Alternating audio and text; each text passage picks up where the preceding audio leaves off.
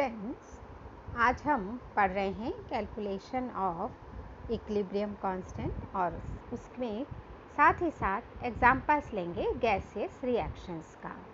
तो last video में हमने पढ़ा था इक्विलिब्रियम कांस्टेंट का, साथ में हमने equilibrium constant for gaseous reactions में पार्शियल प्रेशर के रूप में कैलकुलेट किया था।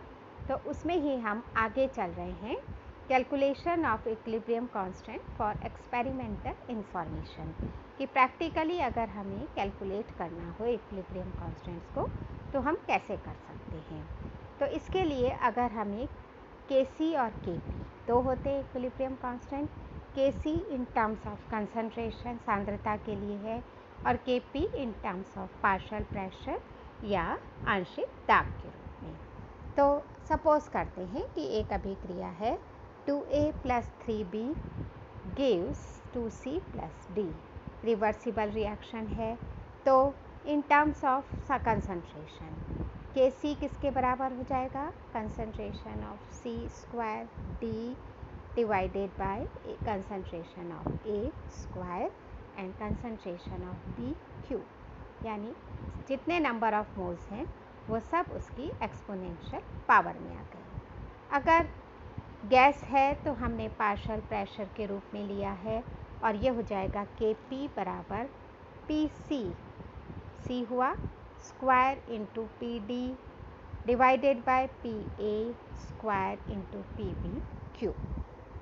अब अगर हमें कैलकुलेट करना है तो हम क्या कर रहे हैं कि हम अभिकारकों की एक निश्चित सांद्रता लेते हैं और अभिक्रिया कराते हैं।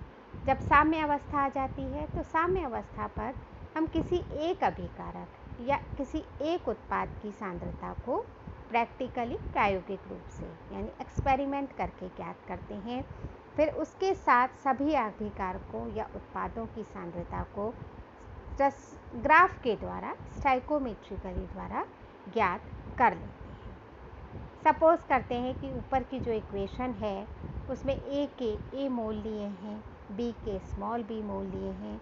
रिएक्शन प्रारंभ हुई उस वक्त A के x मोल क्रिया करते हैं आपस में और समीकरण के आधार पर B के कितने हो जाएंगे 3/2, क्योंकि A का 2 B का 3 तो इसका 1.5 हो जाएगा अगर A का x है तो, जबकि C के x मोल और D के x/2 मोल बनते हैं। तो हम कैसे लिख सकते हैं, अगर अभिक्रिया में आयतन वॉल्यूम कितना है V, तो A B C D की कंसंट्रेशंस को हम लिख सकते हैं। A है A minus x upon V, B हो जाएगा B minus 3/2x upon V, C हो जाएगा x अपॉन V और D हो जाएगा x अपॉन 2V, क्योंकि x/2 था तो x अपॉन 2V।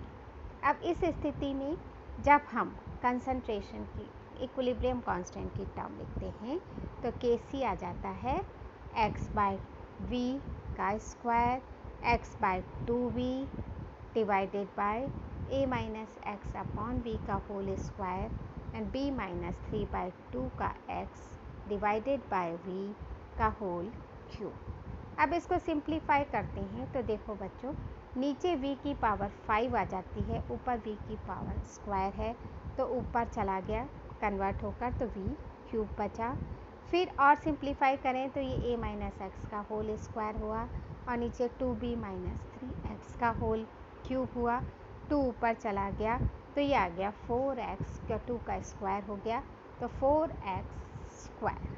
तो इस तरह से ये सिंपल होकर हमारा इक्विलिब्रियम कांस्टेंट कैलकुलेट हुआ।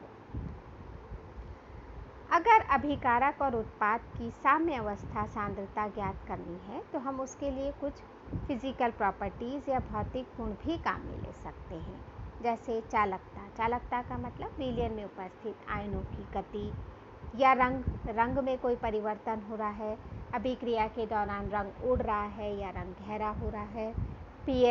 pH मीटर से निकाल सकते हैं। ऑप्टिकल डेंसिटी हो या और भी कई तरह की चीज़ें हो तो हम इन सब चीज़ों से भी क्या निकाल सकते हैं, इक्विलिब्रियम कांस्टेंट। अगर गैसीय अभिक्रियाएं हैं तो गैसीय अभिक्रियाओं में हम वेपर डेंसिटी का उपयोग साम्य अवस्था की सांद्रता ज्ञात करने के लिए करते हैं। बहुत सारी विधियां हैं, बहुत सारे मेथड्स हैं जिनके द्वारा हम इक्विलिब्रियम कांस्टेंट की वैल्यू कैलकुलेट कर सकते हैं। तो हम एक एक करके उसके एग्जांपल्स पढ़ते हैं।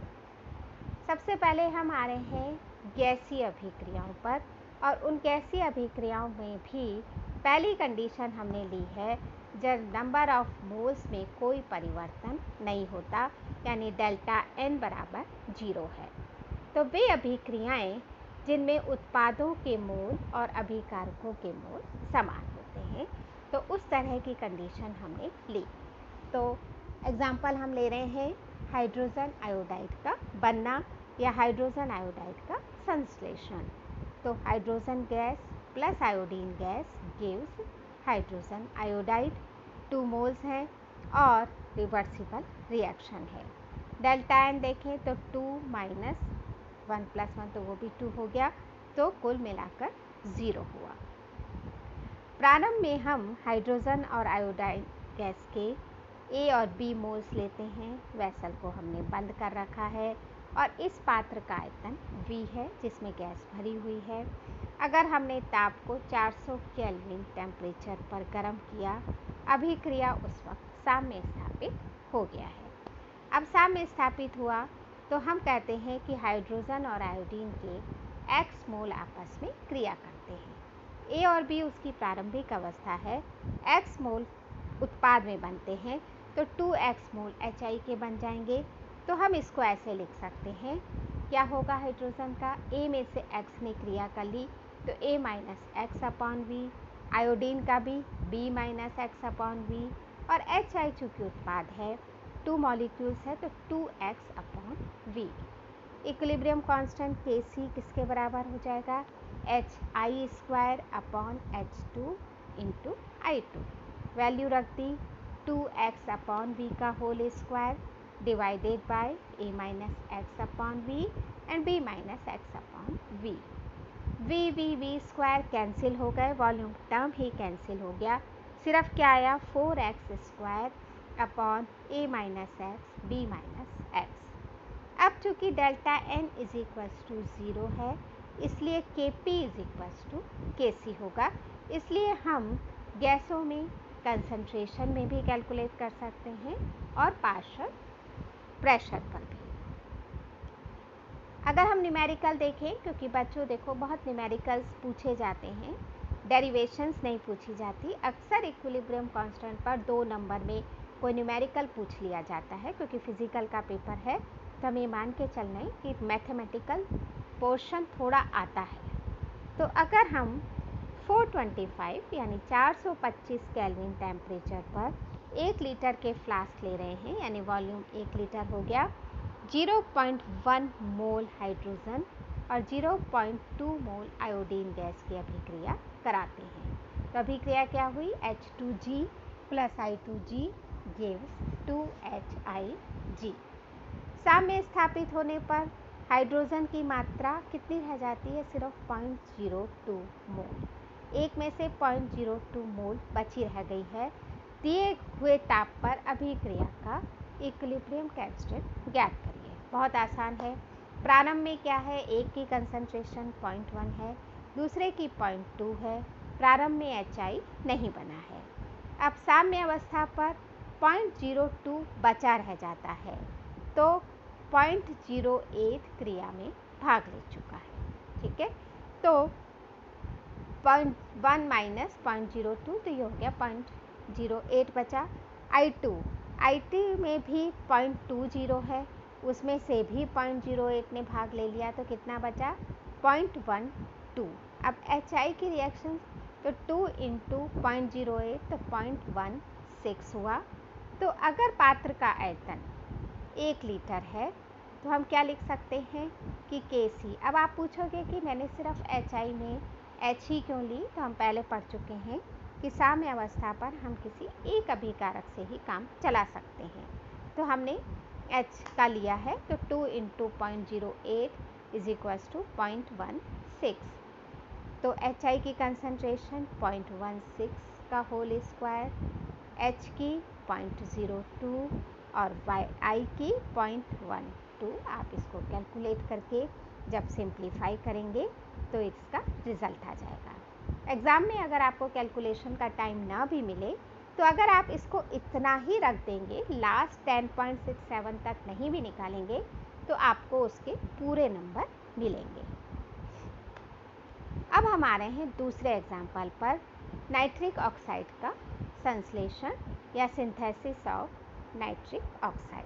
ये भी उसी तरह की है जिसमें डेल्टा N बराबर 0 है, यानी 2 मोल लिए अभिकारक के और 2 ही मोल बने उत्पाद के।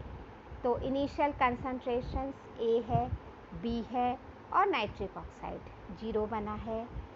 X अगर नाइट्रिक एक्सिड बन गया है प्रोडक्ट में तो ये A माइनस एक्स और वो B माइनस एक्स हो जाते हैं और वो 2x हो जाता है। तो इसमें भी इक्विलिब्रियम कांस्टेंट किसके बराबर हो जाएगा, 4x² divided by A minus x B minus x. अब Kp is equals to Kc होगा क्योंकि डेल्टा N बराबर 0 है, तो Kp और Kc की वैल्यू एक जैसी होगी। तो इसमें मुख्य बात यह है, Kp is equals to Kc का मतलब कि अगर आपको न्यूमेरिकल में पार्शियल प्रेशर दिया है तो आपको x की जगह पार्शियल प्रेशर यूज़ कर लेना है, बस, और कोई चेंज नहीं होगा। इसमें हमने न्यूमेरिकल में अलग चीज़ें पूछी हैं। देखो, वहाँ हमने इक्विलिब्रियम कांस्टेंट कैलकुलेट किया था, यहाँ हमने रिएक्शन में साम्य अवस्था पर N2O2 और NO के मोलों की संख्या दे दी है, कितनी, 0.25, 0.05 और 1 मोल। यदि 1 लीटर वॉल्यूम है तो हमें इनिशियल कंसंट्रेशंस निकालनी है, यानी हमें अभिकारक की सांद्रता कैलकुलेट करनी है। तो उसी तरह से इनिशियली जब स्टार्ट कर रहे हैं, जब t 0 है तो A, B और 0 हुआ, after time t 2x, A minus x और Bx। साम्य अवस्था पर भी यही कंडीशन है, A minus x, B minus x और 2x। वॉल्यूम हमें पता है कितना है, 1 लीटर। तो हम लिख सकते हैं कि 2x बराबर 1 हो गया साम्य अवस्था पर, तो x बराबर 0.5। A कितना है, A माइनस एक्स कितना हो जाएगा, क्योंकि 0.25 हमें बाद की कंसंट्रेशन दी है, तो हम लिख सकते हैं A बराबर 0.25 प्लस 0.50 और ये हो जाएगी हमारी कंसंट्रेशन A की 0.75। ठीक है, तो 0.75 था, उसमें से 0.50 x में कन्वर्ट हुआ। उसी तरह B माइनस एक्स है, तो B माइनस एक्स में 0.05 प्लस 0.50 बचा था, तो ये हुआ 0.55 मोल्स पर लीटर। तो ये आ गया हमारा A बराबर 0.75 और B बराबर 0.55 मोल्स पर लीटर रिएक्टेंट की कंसंट्रेशंस या अभिकारक की सांद्रता। तो 2 अलग अलग एग्जाम्पल हमने लिए हैं जिसमें दोनों अलग अलग तरह से आपको न्यूमेरिकल्स पूछे गए हैं। अब हम दूसरी कंडीशन ले रहे हैं जिसमें डेल्टा N का मान 0 से कम है, मतलब अभिक्रियाएं जिनमें उत्पाद के मोलों की संख्या अभिकारक के मोलों की संख्या से कम होती है और delta N is less than 0। अभिक्रिया उदाहरण के लिए जैसे नाइट्रोजन प्लस हाइड्रोजन गैस आपस में क्रिया करके क्या बना रहे हैं, अमोनिया। तो डेल्टा N बराबर 2 माइनस 1 प्लस 3, रिएक्टेंट कितने हैं, 1 प्लस 3, तो -2 हुआ। इसी तरह से sulphur dioxide plus oxygen gives SO3, तो 2 माइनस 2 प्लस 1, तो -1। तो अभिकारक जाता है उत्पाद की तुलना में। तो अब हम मैन्युफैक्चरिंग या नाइट्रोजन और हाइड्रोजन से अमोनिया का निर्माण कर रहे हैं। तो ये हमारी रिएक्शन हुई, N2 plus 3H2 gives 2NH3। N2 को 1 मानते हैं तो हाइड्रोजन के 3 हो गए और अमोनिया का उस वक्त 0 है। जब साम्य अवस्था है तो X अमोनिया बना है यानी 2x है, तो ये 1 माइनस एक्स हो गया, ये 3 माइनस 3x हो गया। तो साम्य अवस्था पर हाइड्रोजन के X की अगर आयतन कितना है, V है। तो साम्य अवस्था पर हम निकाल रहे हैं ammonia 2x upon V, hydrogen 3 1 minus x upon V और nitrogen 1 minus x upon V। तो ये आ गया इस तरह से। अब हमने वैल्यूज़ पुट कर दी। अमोनिया की जगह 2x अपॉन V का whole square divided by 1 minus x upon V जो कि नाइट्रोजन की कंसंट्रेशन है, और हाइड्रोजन में 3 1 माइनस x अपॉन V का होल क्यूब। जब हमने इसको सिंप्लीफाई किया तो ऊपर बचेगा V स्क्वायर, क्योंकि नीचे 4V हैं, ऊपर 2V हैं, और नीचे और ऊपर की कैलकुलेशंस को जब हम सिंप्लीफाई करेंगे 3 का क्यूब 27 1 माइनस एक्स स्क्वायर हो गया और 4x स्क्वायर V स्क्वायर। तो इस तरह से ये हमारे इक्वेशन में के सी आया। अब चूँकि अलग अलग हैं, delta n is less than 0 है, तो हमें यहाँ पर Kp की गणना भी करनी होगी। तो Kp की गणना करने के लिए 1 माइनस एक्स 3 माइनस 3x और 2x साम्य अवस्था तक सेम है। उसके बाद अब हम ले रहे हैं साम्य अवस्था पर कुल मोल कितने हैं, तो सारे जोड़ देते हैं। 1 minus x plus 3 minus 3x plus 2x, तो कितने हो गए, माइनस 2x। ठीक है, 3 और 3 कैंसिल हो गए, माइनस 4x प्लस 2x, तो ये आ गया 4 माइनस 2x। साम्य अवस्था पर दाब है P। अब पार्शियल प्रेशर ले रहे हैं, Pn2 किसके बराबर हो जाएगा, 1 माइनस एक्स अपॉन टोटल क्या है 4 माइनस 2x P। हाइड्रोजन क्या है, 3 of 1 minus x upon 4 minus 2x multiplied by P। वहाँ क्या करते थे, प्रेशर लेते थे, डिवाइड करते थे। यहाँ हमने प्रेशर, वहाँ वॉल्यूम लेते थे जब Kc कैलकुलेट करते थे, यहाँ हम प्रेशर ले रहे हैं तो मल्टीप्लाई कर रहे हैं P से।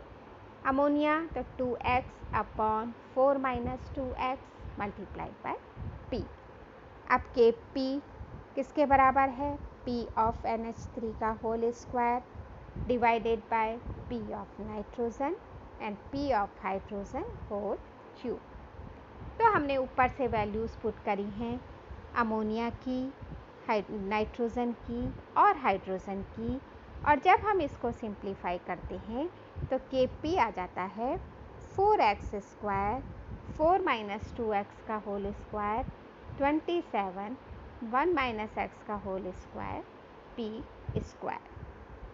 अगर हम ये मानते हैं कि x की वैल्यू 1 से बहुत कम है, यानी बनने वाला उत्पाद 1 की तुलना में बहुत कम है, तो 1 minus x is nearly equals to क्या हो जाएगा, 1, और 4 minus 2x is nearly equals to क्या हो जाएगा, 4। तो इसकी वैल्यू हम पुट करें अगर, तो ये वैल्यू सिंपल आ जाती है 64x square upon 27 P square. तो इस तरह से Kp और Kc दोनों की वैल्यूज़ कैलकुलेट कर सकते हैं। एक और एग्जांपल लेते हैं जिसमें डेल्टा n की वैल्यू लेस देन 0 है, और वो है सल्फ़र डाइऑक्साइड का ऑक्सीकरण। यानी जब हम सल्फ़र डाइऑक्साइड की ऑक्सीजन से अभिक्रिया कराते हैं तो क्या बन जाता है, सल्फ़र ट्राइऑक्साइड। तो 2SO2 plus O2 gives SO3। तो यहाँ पे क्या है, 3 अभिकारक हैं और 2 उत्पाद हैं, तो यहाँ पर भी हमें Kp और Kc दोनों अलग अलग कैलकुलेट करने होंगे। हमने अभिक्रिया ली 2SO2 gas plus O2 gas gives H2SO3 gas. मैं गैस इसलिए नहीं बोल रही हूँ क्योंकि हम गैसियस रिएक्शंस ही पढ़ रहे हैं। इनिशियली जो कंसंट्रेशन है वो 2, 1 और 0 है। साम्य अवस्था पर concentration 2 of 1 minus x 1 minus x and 2x हो जाती है। अगर आयतन V है तो 2 minus 2x upon V, 1 minus x upon V and 2x upon V। Kc SO3 का whole square divided bye SO2 का होल स्क्वायर एंड O2।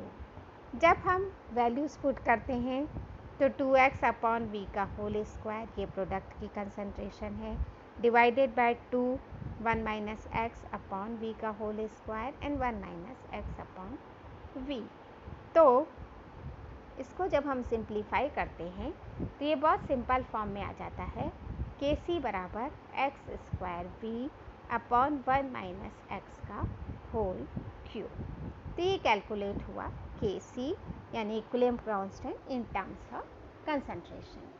अब के पी की गणना करते हैं। तो के पी की गणना के लिए उसी तरह है, साम्य अवस्था तक वही लिया है। अब हम साम्य अवस्था पर सारे मोल्स को जोड़ देते हैं। तो 2 minus 2x plus 1 minus x plus 2x, तो कुल मिला के हमारे पास बचे 3 माइनस एक्स। कुल मोल्स हमारे इतने हैं। तो सल्फर डाइऑक्साइड के केस में 2 1 minus x P divided by 3 minus x. Oxygen के केस में 1 minus x P divided by 3 minus x and SO3 के केस में 2x p divided by 3 minus x. तो इस तरह से हमने क्या करा है, पार्शियल प्रेशर्स अलग अलग कैलकुलेट किए। अब KP में पार्शियल प्रेशर्स की टर्म में रखेंगे P ऑफ SO3 का whole square divided by P of SO2 का whole square into P of oxygen. तो ये सिंप्लीफाई हुआ, वैल्यूज़ पुट करते चले गए हम, और हमने जब वैल्यूज़ पुट करी 2x p upon 3 minus x का whole square divided by 2 1 minus x p upon 3 minus x का whole square and into 1 minus x upon 3 minus x p। जब सबको सिंप्लीफाई किया तो हमारी वैल्यूज़ सिंपल होने के बाद आई 4x square p square 3 minus x upon 4 1 minus x का होल क्यूब। पी स्क्वायर और पी क्यूब है तो सिर्फ नीचे एक पी बचेगा, ऊपर 4 से 4 कैंसिल हो गया, तो ये बचा x square 3 minus x 1 minus x cube P. तो ये हमारी के पी की कैलकुलेशन हुई। तो इस तरह से अभी तक हमने गैसियस रिएक्शंस में दो कंडीशंस पढ़ी, जिसमें डेल्टा एन बराबर 0 and delta n is less than 0 है।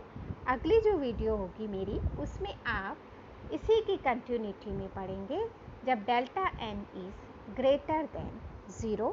तो आप वीडियोस को कंटिन्यूसली वॉच करिए, तभी आपको आगे से आगे जो है वे चैप्टर्स समझ में आएंगे। और स्टूडेंट्स, मैंने आपको एक गूगल फॉर्म में जो टेस्ट दिया है वो बहुत कंपलसरी है करना, उसके अटेंडेंस में आगे भेजूंगी। वो आपका इंटरनल असेसमेंट होगा, तो उसे आप ज़रूर से करें और 11 तक उसको आपको हर हालत में सबमिट करना है। वो ऑनलाइन अटेंडेंस आपकी आगे जाएगी, इसलिए उसको सीरियसली लेकर उसको आप ज़रूर करके मुझे सबमिट कर दें। उसी गूगल फॉर्म में आपको